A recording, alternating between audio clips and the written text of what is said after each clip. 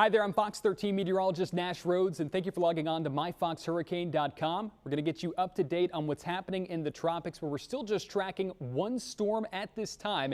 It is Tropical Storm Melissa, which hasn't changed in strength since when we talked about it yesterday, although it is still slated to strengthen into not just a hurricane over the weekend, but a major hurricane as we head into the beginning of next week's forecast.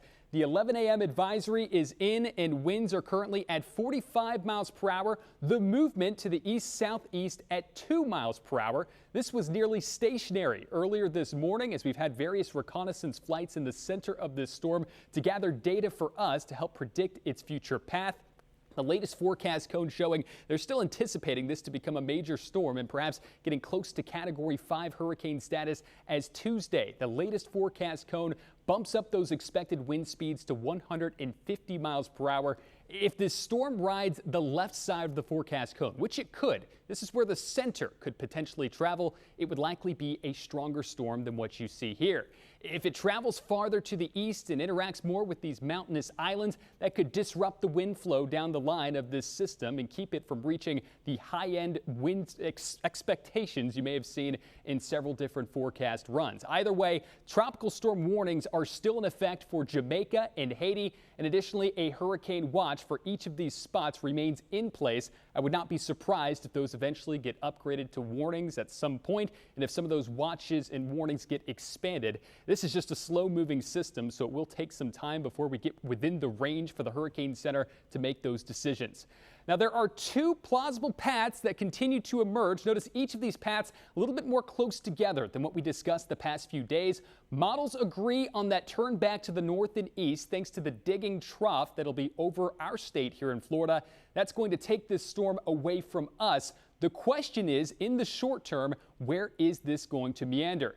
The American forecast model on the right side of the screen keeps this along or just east of Jamaica before pulling to the north and eventually the north and east.